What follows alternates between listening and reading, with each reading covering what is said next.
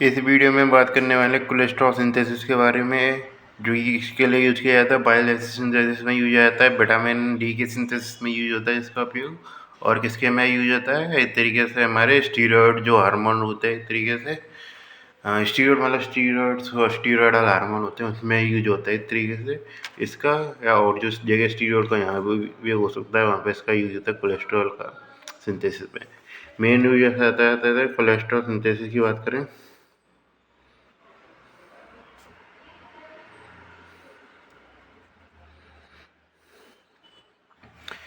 Cholesterol synthesis मैंने बताया था कि ये दोनों प्रक्रियाएं होती है। कीटोन कोलेस्ट्रॉल एक ही स्टेप स्टार्ट होती है, कौन सा हमारा एसिटाइल कोएंजाइमिक कंसोलिडेशन क्या है, एसिटाइल कोएंजाइमिक कंडेंसेशन। थोड़ा सा मैं चाह रहा हूँ कि एक पन्ने में लपेट दिया जाए इसको कवे को, इसलिए थोड़ा सा ये तरीके से इसमें खुला जाएगा। इसमें कोएंजाइम एक अलग हो जाएगा एक तो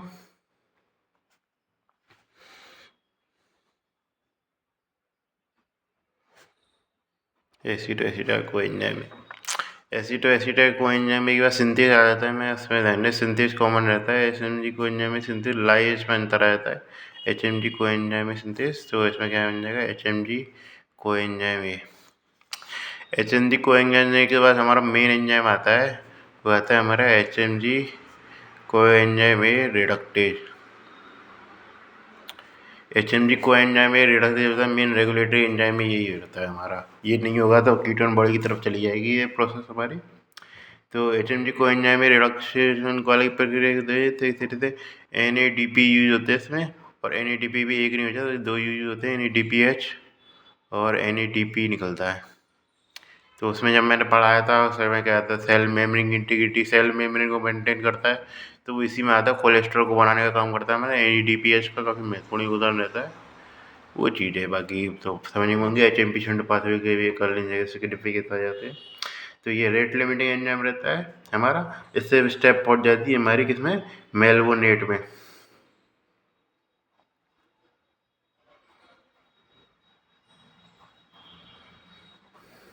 फिर एटीपी कंजप्शन चलता है तरीके से, मेलवोनोलेट हो जाता है मेलवोनोनेट। फिर एक तरीके से एटीपी का कंजप्शन हुआ, क्या बन जाएगा हमारा इससे 5 फास्फोमेलवोनोनेट।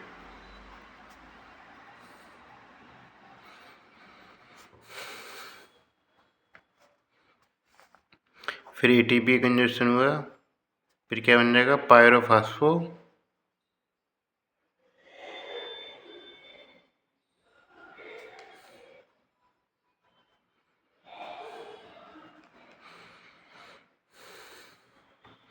5 पायरोफास्फोमेलवोनोनेट, ये बन जाता है 5 पायरोफास्फोमेलवोनोनेट। के बाद क्या बनता है हमारा और एक तरीके से और एटीपी का कंजप्शन होगा। फिर क्या बन जाता है हमारा 3 फास्फो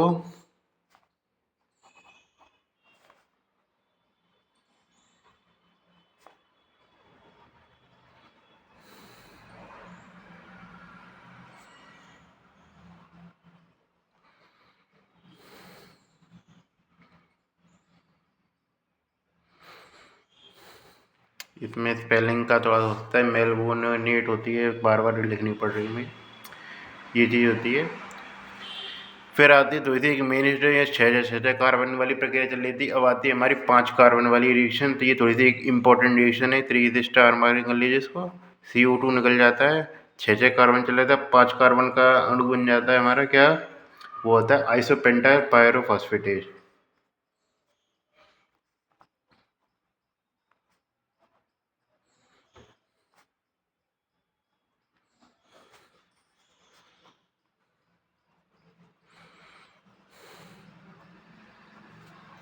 आइसोपेंटाइल पायरोफॉस्फेटेज मॉलिक्यूल बनता है हमारा किससे, ये 3 फास्फो। ये इंपॉर्टेंट स्टेप है, जहाँ इंपॉर्टेंट स्टेप है याद रखना। कोलिनेस्टियम मेलवोनेट वाले इसमें तो इसे एटीपी जुड़ रही है, सब में 3-4 एटीपी जुड़े हैं, 3 बार जुड़े, 4 बार जुड़े, ध्यान रखना है।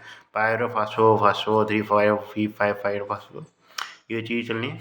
ये तो ये इंपॉर्टेंट स्टेप है आइसोपेंटाइल पायरोफॉस्फेटेज।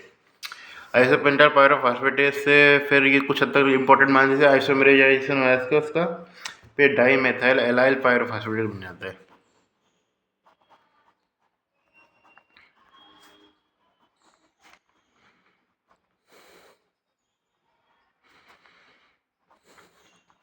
इनको अब स्टेप वाले रिएक्शन में याद रखिए। यहाँ तक की स्टेप किसमें तरीके से आ जाएगी, तरीके से कीटोन बॉडी में, उसमें HMG को से जो आया था मेलवोनेट वाले से लिखते हैं। यहाँ तक की स्टेप होती है 5 कार्बन बनने तक, उसकी स्टेप एक अलग तरीके से याद रखें वो।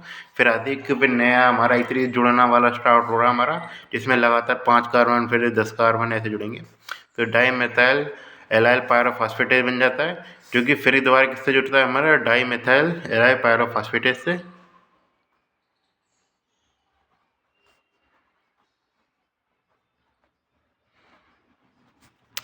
जिससे क्या बनता है हमारा इतने 10 कार्बन वाला मॉलिक्यूल बनता है, जिसमें क्या कहते हैं, जर्नाइल पायरोफॉस्फेटेज। जर्नाइल पायरोफॉस्फेट 10 कार्बन है, 5 कार्बन वाले मॉलिक्यूल है, 5 कार्बन। अब जुड़ना वाली प्रक्रिया स्टार्ट हो जाती है। इससे क्या जुड़ेगा इस तरीके से, ऐसे पेंटाइल पायरोफॉस्फेटेज, जिससे क्या बनेगा 15 कार्बन वाला, में क्या बनेगा फिर फर्सेनाइल पायरोफॉस्फेटेज। फर्सेनाइल पायरोफॉस्फेटेज कितने होगा, 15 कार्बन। फर्सेनाइल पायरोफॉस्फेटेज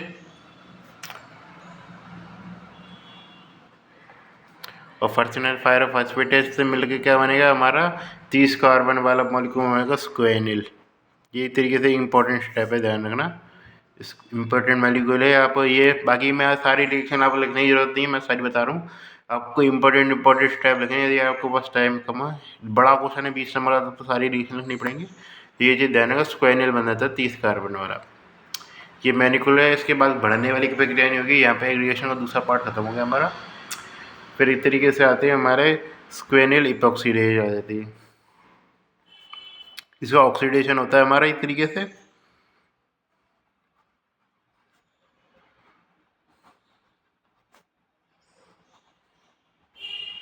स्क्वेनिल इपॉक्साइड।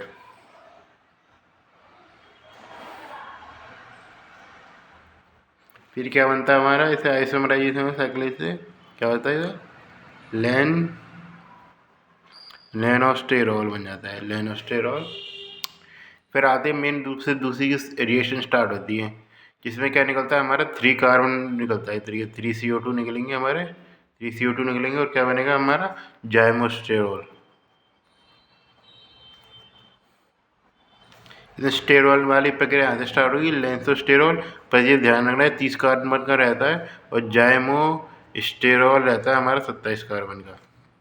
अगर 27 कार्बन के रहते हैं हमारे जाइमोस्टेरॉल से डेस्मोस्टेरॉल, फिर आता है हमारा कोलेस्ट्रॉल 27 कार्बन का। रिएक्शन आपको मैं ओवरव्यू फिर दोबारा दे देता हूँ। इसमें एसिटाइल को एंजाइम है, एसिटाइल को एंजाइम के जुड़ने से स्टार्ट होते कंडेंसेशन वाली प्रक्रिया होती है, जिसमें क्या बनना था, एसिटो एसिडेट बनना है कीटोन बॉडी जैसे। फिर HMG को एंजाइम सिंथेसिस, HMG को एंजाइम ही बनेगा।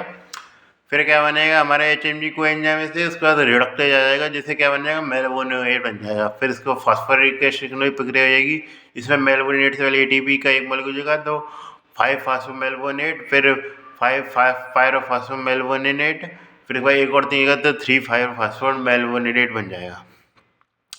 फिर एक तरीके से फिर आते हैं, इस तरीके से हमारे एक कार्बन अलग रहेगा मेन, मतलब एक तो फास्फोरिलेशन वाली प्रक्रिया याद रखें, फर्स्ट के एक कार्बन वाली अलग होने वाली प्रक्रिया याद करें, जिससे क्या बनेगा आइसोपेंटाइल पायरोफॉस्फेटेज। फिर इससे आइसोमराइजेशन डाईमेथाइल एलाइल पायरोफॉस्फेटेज। इतना कुछ खाते याद रखना है, ये आइसोपेंटाइल भी लिखेंगे तो ऐसा इतना याद ध्यान नहीं दे रहा, मेन उससे ध्यान रखना है। फिर 10 कार्बन वाला वो बनेगा जर्नाइल पायरोफॉस्फेटेज। फिर क्या कहते हैं फर्नाइल पायरोफॉस्फेटेज, जर्नाइल फर्नाइल, थोड़ा सा याद रखना, बन जाए तो बन जाए, ठीक है। तो जर्नाइल पायरोफॉस्फेटेज और इसे दे फर्नाइल पायरोफॉस्फेटेज, तो इस तरीके से 15 कार्बन होंगे। फर्नाइल फर्नाइल पायरोफॉस्फेटेज के बनकर क्या बनेगा स्क्वेनिल। ये ध्यान रखना स्क्वेनिल कितने का 30 कार्बन, स्क्वेनिल वाली प्रक्रिया बनने की ध्यान रखना। फिर स्क्वेनिल का ऑक्सीडेशन होगा, स्क्वेनिल इपॉक्सीडेज इपॉक्साइड, उससे क्या है लेंसोस्टेरॉल बन जाता है हमारा, जो कि 30 का होगा, स्टेरॉल स्टोरॉल जुड़ते जाते हैं, फिर स्टेरॉल का वाला सीक्वेंस आ जाता है। फिर उसमें ध्यान रखना मेन 30 से 3 का CO2 निकलने के बाद क्या बनता है हमारा जाइमोस्टेरॉल बन जाता है। ये चीज़ ध्यान रखना, जाइमोस्टेरॉल कहाँ बन जाता है हमारा, इस तरीके 3 CO2 निकलने के बाद। इसे या फिर लेंसोस्टेरॉल के बाद आप सीधे कोलेस्ट्रॉल भी लिख सकते हैं। मेन उसके पे डिपेंड करता है, आप मर्जी है तो जाइमोस्टेरॉल लिख सकते हैं, डेस्मोस्टेरॉल भी लिख सकते हैं, या फिर कोलेस्ट्रॉल भी है। लेंसोस्टेरॉल के बाद मेरे हिसाब से आप कोलेस्ट्रॉल याद रखें तो ज़्यादा बढ़िया होगा, बेफालतू में स्टेप का पड़ा है। तो लेंसोस्टेरॉल बन जाता है, लेंसोस्टेरॉल से आप कोलेस्ट्रॉल लिख सकते हैं ज़्यादा से ज़्यादा, और जितनी ज़रूरत की जरूरत नहीं है। तो इस तरीके से आप रिएक्शन को कुछ पार्ट में बांटते हैं। पहली टाइम की तरह कीटोजेनेसिस वाली थी चल रही थी, बस उसमें रिडक्टेज वाली आ जाएगी। इसमें सिंपल सी बात है, जो रेगुलेटर होता है एक तरीके से इसके दो रेगुलेशन करेंगे तो फीडबैक रेगुलेशन होगा एक तरीके से इंसुलिन के द्वारा, भले इंसुलिन के द्वारा क्यों, एक तरह कोलेस्ट्रॉल की मात्रा के द्वारा फीडबैक इनिबिशन हो सकता है। और दूसरा एक तरीके फास्फोराइलेशन और डिफास्फोराइलेशन होता है। डिफास्फोराइलेशन एक एक्टिविटी स्टेट होती है जो कि इंसुलिन जिसको एक्टिवेट करता है, कोई इंसुलिन बढ़ाता है कोलेस्ट्रॉल की मात्रा हमारे शरीर में। और उसके अलावा जो हमारा ग्लूकागोन होता है, एपिनेफ्रिन वगैरह होते हैं, ग्लाइकोजेनेसिस वाले हार्मोन होते हैं, वो कोलेस्ट्रॉल सिंथेसिस को घटाते हैं। रीजन बताने की जरूरत नहीं है आपको, मुझे बार बार बता चुका हूँ मैं। इसलिए ये चीज़ ध्यान रखना कि कोलेस्ट्रॉल रेगुलेशन में एचएनजी को एंजाइम में रिडक्टेज का रोल रहता है और एंजाइम का रोल रहता नहीं है इसमें। और उसके अलावा बाकी की आप कहते हैं शुरुआत की स्टाइल के लिए कैसे चल रही थी, तो कीटोजेनेसिस कैसे चल रही थी, मेल-1,8 बन जाता था उसमें ये स्टेप में अलग में, फिर मेल-1 फास्फोरीकरण से बन गया, उसमें लास्ट में 5 कार्बन वाला बन गया हमारा आइसोपेंटाइल फास्फेटेज, आइसोपेंटाइल फास्फेटेज बन गया। आइसोपेंटाइल फास्फेटेज को से आप आइसोमराइजेशन वाली रिएक्शन याद रखे नहीं रखे, बस ये ध्यान रखना इससे 10 कार्बन वाले मॉलिक्यूल होंगे, जर्नल पायरोफॉस्फेटेज, फिर फर्नाइल पायरोफॉस्फेटेज 15 कार्बन, फर्नाइल मिलकर क्या बनाता है, स्क्वेनियल बनाते 30 कार्बन का, ये ध्यान रखना। फिर उससे 30 कार्बन से तिब्बती बात है हमारे स्क्वेनियल एपॉक्सीडेज बन जाता है, लेंसोस्टेरॉल बन जाता है।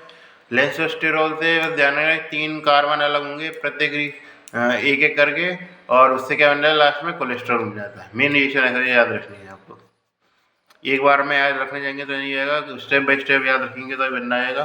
क्वेश्चन आ सकता है, मेरे पीयूसी में आया था शायद एक बार ये क्वेश्चन कोलेस्ट्रॉल का 20 नंबर का, तो इसलिए ये इसको हल्के में लीजिए। ये क्वेश्चन आ सकता है आपको, या फिर लंबी रिएक्शन हो जाती है, कभी टाइम वेस्ट करने वाली रिएक्शन होती है। ईजी है, आप लिख सकते हैं, ऐसी बात नहीं है इस चीज़ों को लिख नहीं सकते। नाम पे वगैरह में तो क्वेश्चन मत फोकस मत करिए, मेन आपको ध्यान रखना कौन 15 कार्बन वाला रहेगा मॉलिक्यूल, 15 कार्बन 30 कार्बन 27 कार्बन रहेगा। स्क्वेनियल की वाली स्टेप याद रखें, स्क्वेनियल का नाम को सही से लिखना है। एचएनजी को एंजाइम वाली रिएक्शन ध्यान से लिखनी है को, और आइसोपेंटा पायरोफॉस्फेटेज वाली रिएक्शन ध्यान से लिखनी है, और लास्ट में कोलेस्ट्रॉल लिखना पड़ेगा कि कोलेस्ट्रॉल ये कोई और मॉलिक्यूल तो लिख पता है ना। तो ये चीज़ है, ये चीज़ लिखनी है, बाकी आप अपने हिसाब से अंदर एडजस्ट कर सकते हैं, कोई ऐसी बात नहीं है। इसकी काफ़ी बड़ी रिएक्शन है, तो इस प्रकार ये कोलेस्ट्रॉल सिंथेसिस वाला हमारा टॉपिक खत्म हुआ।